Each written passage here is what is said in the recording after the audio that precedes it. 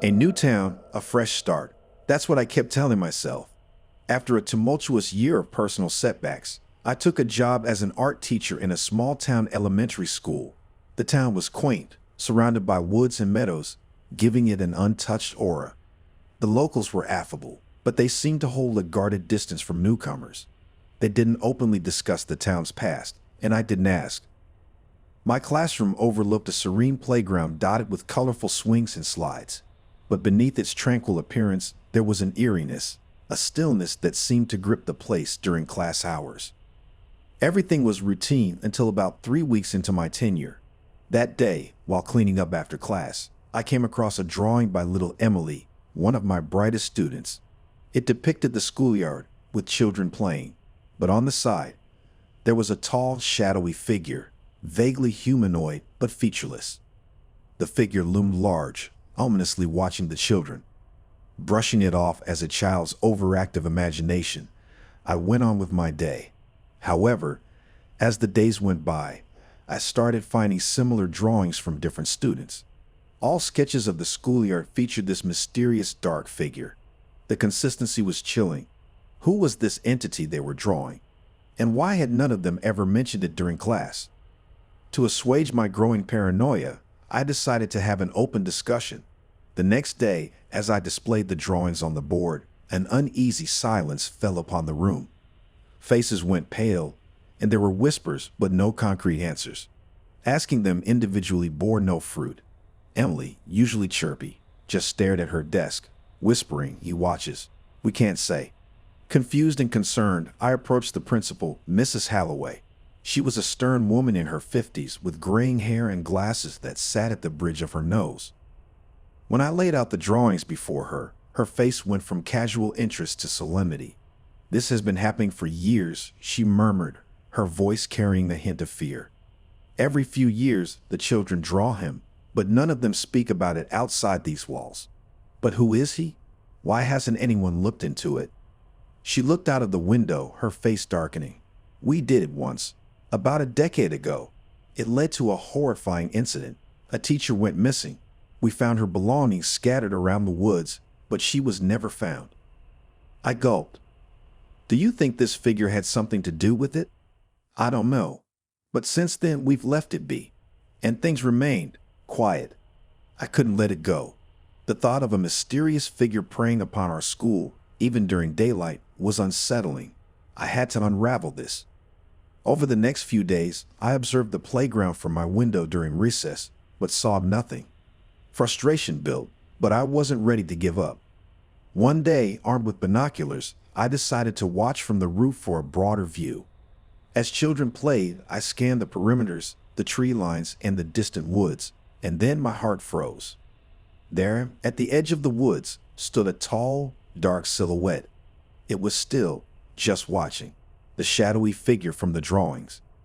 Panicking, I rushed downstairs, but by the time I reached the ground, it was gone.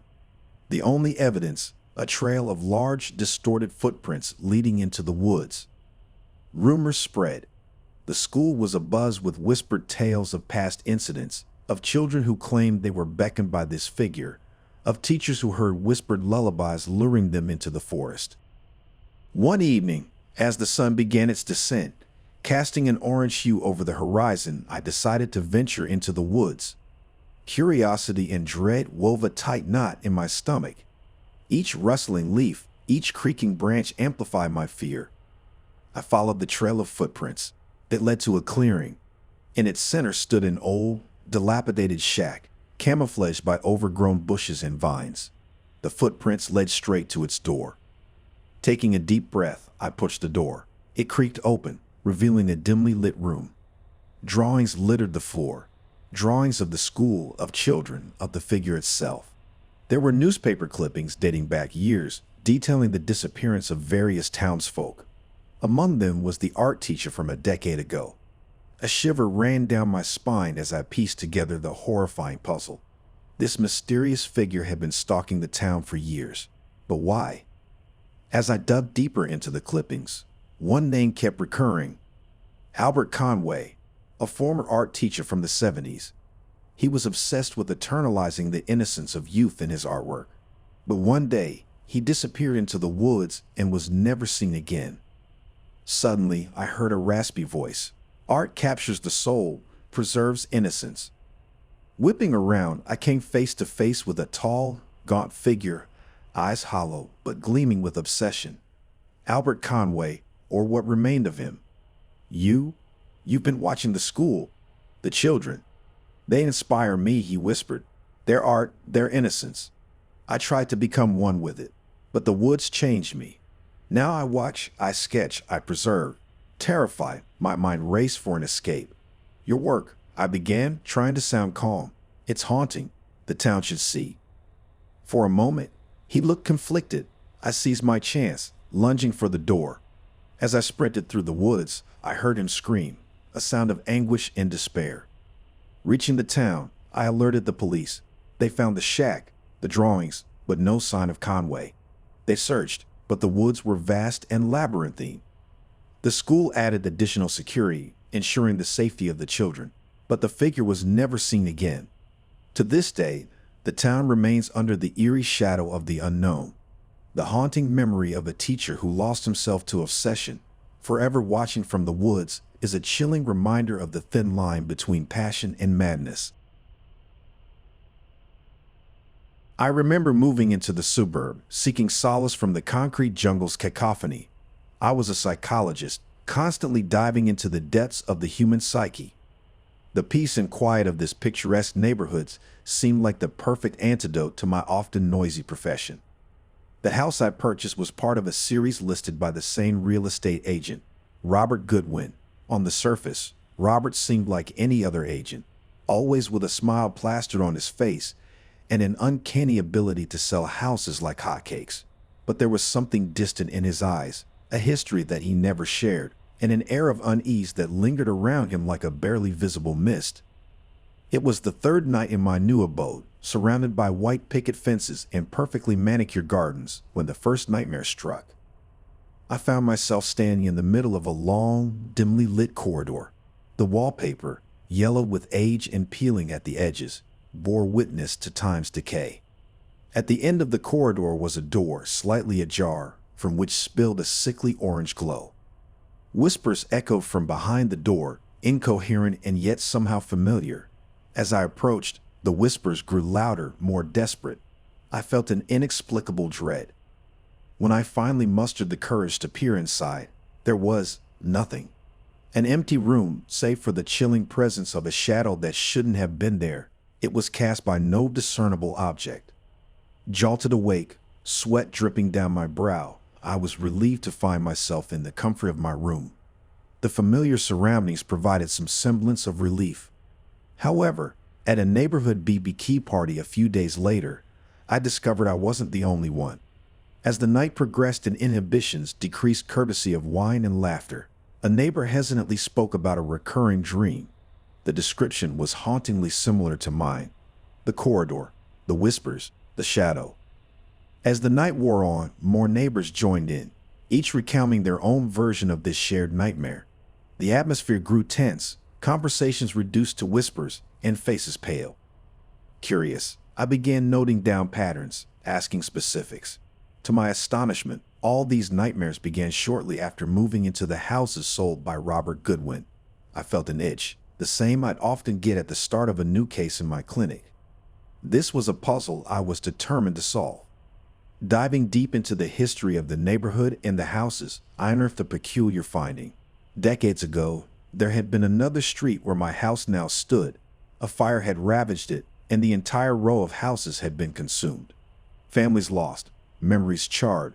No one spoke of it anymore. Robert's family had been one of those who perished. It couldn't be a coincidence. I decided to confront Robert. His office, a little structure that looked out of place among the modern establishments, was a reflection of Robert himself. The inside smelled of aged wood and nostalgia.